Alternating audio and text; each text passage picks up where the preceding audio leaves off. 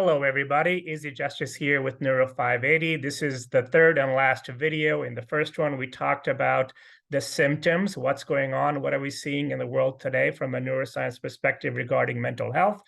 The second one was how did we get there, where we did a chronological sequence of the amount of stimuli that's exponentially exploded in terms of what our brain is consuming. And in this video, I want to talk about some of the solutions to address this problem globally.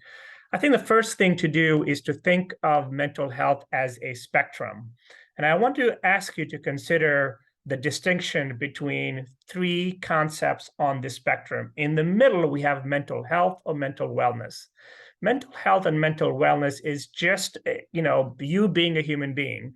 And we're just trying to make sense of all of the stimuli and the challenges and the experiences that we have each day and each out. And as I shared with you in that first video, it's simply becoming more and more difficult to do just that because there's so much competition in our brain. Our brains are consuming so much more.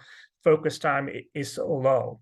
On the far left side of this mental health spectrum, on the far left side, you have mental illness. This is different.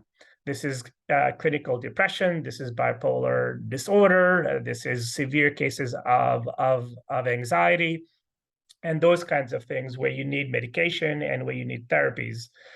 But that's not where most of us live. And then on the far right side, again, middle is mental health, far left is mental illness, but on the far right side is human performance. We don't think of human performance as mental health, but it really is. If you work at a job somewhere, think about this. What is the value that you bring? Well, you bring your past experiences, you bring your skills and your knowledge, you bring your ability to solve a problem, you bring your ability to have ideas, you bring your ability to work with other people. All of your skills, your entire hard drive is in one place and only one place in your body, and that's your brain. When there's a lot of noise in your head, your ability to be simply the best version of yourself, especially when you really need to meet that budget, when you really need to meet that deadline, if you're an athlete, when you really have to perform during that key game time moments, all of those are compromised.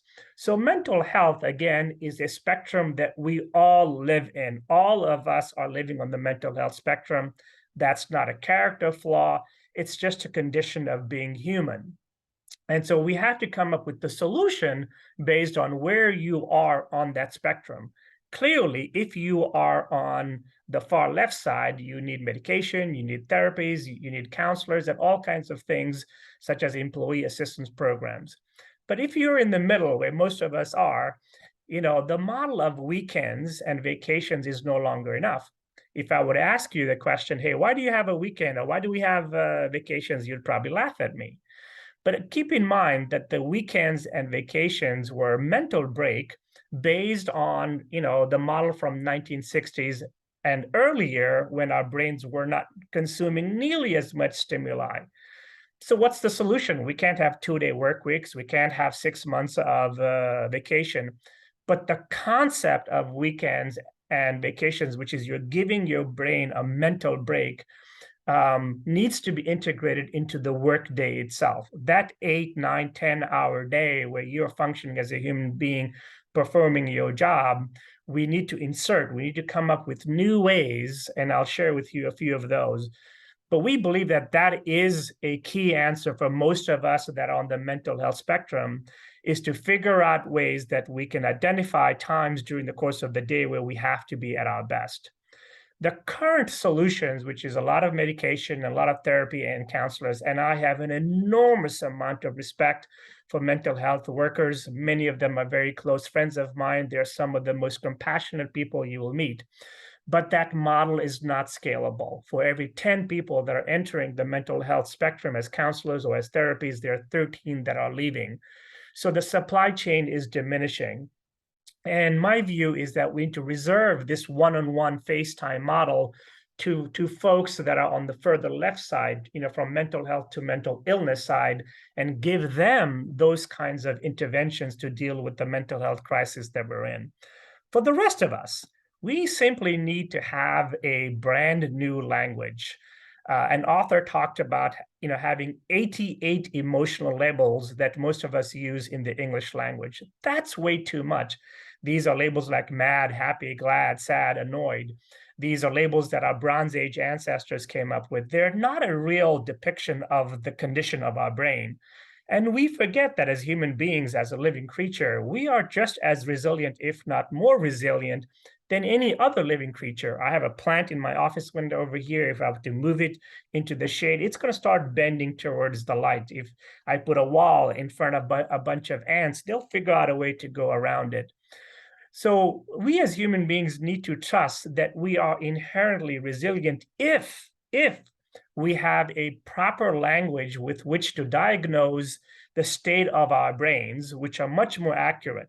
So a simple set of language and a simple set of tools that do not intrude into your workday or your time and that have immediate efficacy is the solution. In other words, we all know that doing yoga or meditation or exercise and those kinds of things are good, but they take enormous amounts of time, and you do them before work or you do them after work, and those are good things to do. But we need other things that we can do that don't take that nearly as much time. That's one of the solutions that we're providing at Neuro 580 is we've created a language that actually depicts the EEG of the brain, green, yellow, red. It is a coincidence that those colors match a traffic light, but electricity it generates heat. And when we have a lot of noise in our head, our brain becomes very hot, and the quantity of the brain waves and the intensity of the brain waves is very high. And because there's so much distraction internally, our capacity to perform is roughly around 5%. That means our ability to remember the things that we already know how to do, a past experience, a book that you've read, a past project, a conversation that you had, all of that is diminished when our brain is red. When our brain is green, which is low quantity of sort of brain waves, we can remember all of those things. Being green is being in a zone. You hear things, you notice things, your sense of empathy is very high because there's not a lot of distractions between your senses of observation and other people's behaviors and nonverbals. There's no traffic, there's no competition in the brain for your senses to be processed by the brain. So green, yellow, red is not 88 labels, it's 3. And it's a more accurate condition of the brain.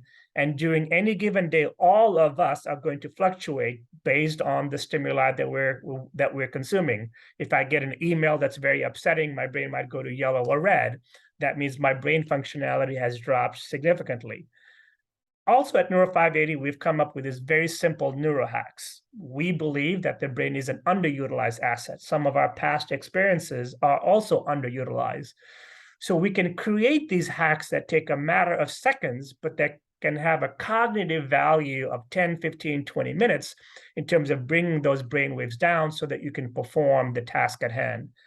But the central value proposition in this model is that instead of asking you to transform your life, which for most people is a very tall order, a very daunting task, we're saying, hey, just think about that 1 or 2 times a day where you got to be at your best. Maybe it's a very important phone call or a conversation that you have to have or a sales call.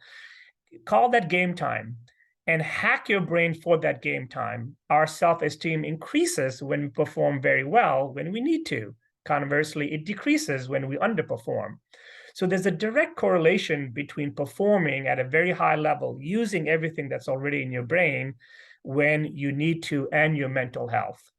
The other key part is sleep. Sleep is one of the most underrated components of our mental health. And you can talk to anybody right now. All of us are sort of having a challenge with sleeping. And so there's simple sleep routines that are in the Neuro 580 program that you can use. In summary, we believe that mental health is a crisis that is here to stay. We need to find a solution that is scalable, that every single human being can learn and very quickly adopt across cultures.